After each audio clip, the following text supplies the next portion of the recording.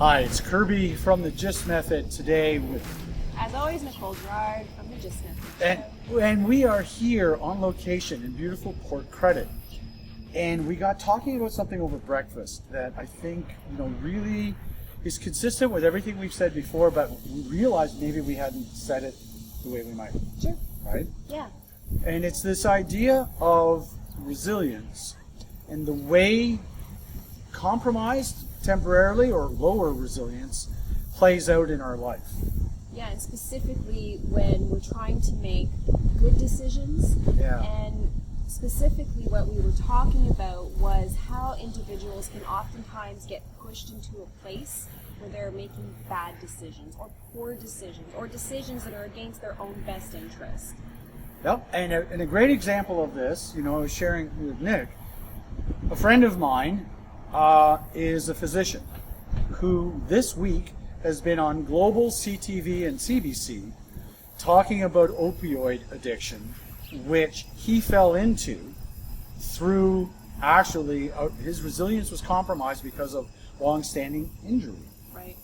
And he found himself addicted, and then through a series of bad decisions, he found himself falling into a trap that led to him spending time, actually a number of years, in jail. Yeah, and I think that's a really interesting point because what that illustrates is you have a highly educated professional physician who is very successful. He's an amazing guy. And just through the course of resilience, stress, and circumstance, found himself making poor decisions. Didn't mean that he was a bad person. No, he's Didn't a mean, lovely guy. right? I mean, and this is, I think, where we find that a lot of really well-intentioned, sincere, and genuine people kind of get off track now and then. And for us, we want to try and help those people make better decisions. And so as Daryl and I were back and forth, one of the things we agreed upon is that we're seeing an epidemic. And the epidemic you can see around you all the time. The zombies that are among us who are so addicted to their digital world. And it's, for some people, it's, just they're busy and that's their life goes through the device. But for others, it's a stress coping tool. Yeah. They unplug from the world. There's the opioid and addictive substances. Yeah. And what these are all associated with low stress coping skills. And that's what we're all about. And what we do with GYST is all about this idea of resilience. The bar can be raised. Yeah, and we've spoken a lot about stress inoculation in past episodes. And I think that to Kirby's point, when you have all of these other distractions around you, it can feel good to have that stress relief in the short term. However, the decisions you're making or the avoidance of making decisions is actually what's making it a prolonged state of stress. Which leads then into the very thing that really became the inspiration for us to talk today, which is resilience and discipline, coping strategies, stress inoculation, all those things. What do we see so often in society? We see bad decisions being made. Yeah. And if it was just about all that other stuff, resilience, discipline, stress inoculation, your coping mechanisms and all that, okay, that's one world and that's a tough world, for sure. Yeah. And then there's this other side. And the other side is a really simple truth that we landed on. We're not taught how to make decisions. No. It's funny because if you think about like the average person, and the majority of society, you're told when to go to school, where to go to school, you're told what you're going to do the entire time, everything is laid out in front of you, and then traditionally what happens after you're done grade school? You go to high school. After you're done high school, you go to university. After university, you go to your job, and everything is all about just following the status quo and what's been set out in front of you, and you're not really making decisions on whether or not you think that's the best path. So, Kirby's right. We aren't taught how to make good quality decisions that align with our intrinsic values and purpose, and to question what's going on around us. And this is the challenge of parents. I'm a parent. I have a son going into grade 12. And the big struggle we have is getting him to make decisions for himself. Right. And so part of the irony is, wow, have I ever given him a construct to make these decisions? Like, dude, make the decisions. Yeah. And, and you can see that look on his face is like, yeah, What do you Dad. mean? Or, yeah, I know what I'm doing. It's like, wow, could you show me the course you took on Yes. decision making? And so we've been talking a lot about this. And we're kicking around a model, a way of thinking about decision making that we think can have a big impact. Yeah, and if you think about a lot of the individuals we work with, they're high-level leaders. They're CEOs, VPs, they sit on the board.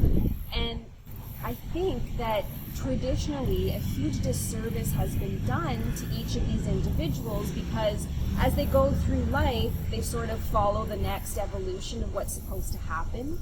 And then they find themselves in a place of leadership where they have to make good quality decisions under stress.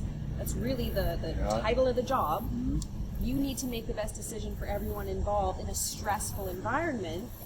And then they turn around and go, okay, like it's a lot of responsibility and what do I do? And they sort of try to keep going, and that can be difficult as well. And what do they fall back on? If they did an MBA, they may have seen a program about, doing strategy. Yeah.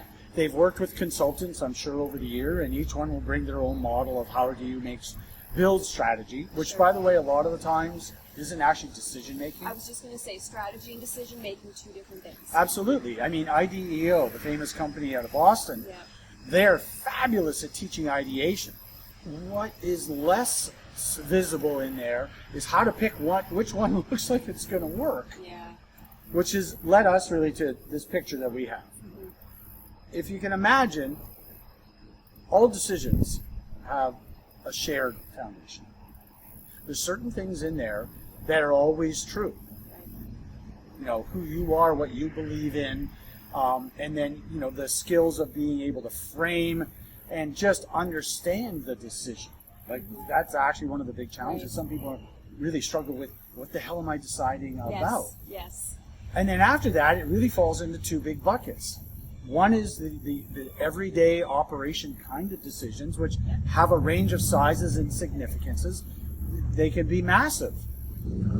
Yet, really, they're of the operational nature. Yeah. And you don't have to think 3 and 5 years out, Right. because I'm only caring about the end of the work day, the next meeting, the next delivery, whatever it may be. And then the last one is really about the big decisions. What am I going to do with my life? Where are we taking this business? Like the big strategic stuff. Yes. And they have similarities, but there's the stuff you need to make decisions on a day-to-day basis compared to the stuff you need to bring in the house Yes. on the biggest of decisions. Those are they're two different buckets.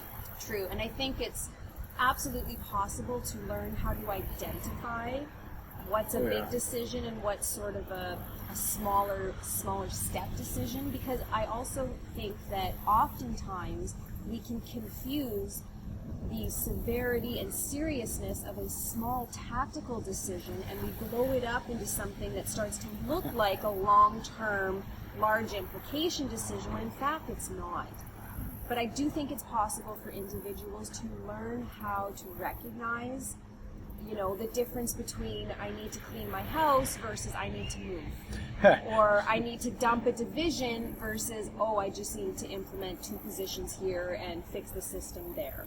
And so what it appears to me is there's actually almost a series of check boxes that you can go bing, bing, bing, bing, bing, and get quickly a sense of, holy crap, this looks like it's an operational tactical decision, but if we choose door number 1 or door number 2, we go down completely different paths. Yep.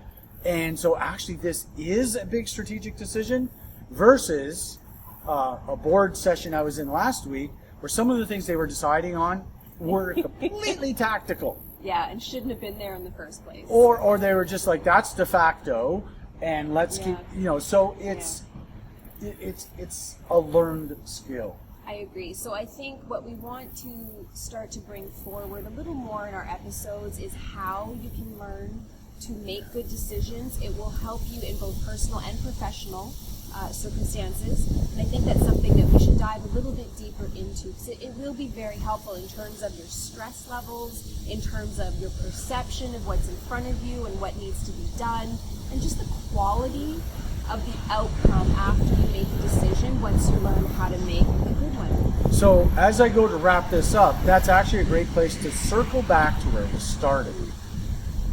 With a series of tools or a structure about how to look at decisions, when you're faced with these decisions and you're having a bad day, Right. or week, or quarter, Or you're fighting with your spouse, or your kid is not showing up for school, or whatever. there's something to be learned in the bucket of resilience about coping mechanisms that are healthy. Yeah. And in part, you can have the confidence because you know that once you get past that point, on the other side is a framework that you can both learn and apply more effectively. And as I keep saying, you want to be able to make better decisions more consistently so that you get better results. And faster. That too. We're doing that as well. There you go. So, thanks for watching. I'm Kirby from the GYST Method. And I'm Nicole Gerard from the GYST Method Show. As always, leave your comments below. Let us know what you think. And you can always reach out to us via email. See you soon.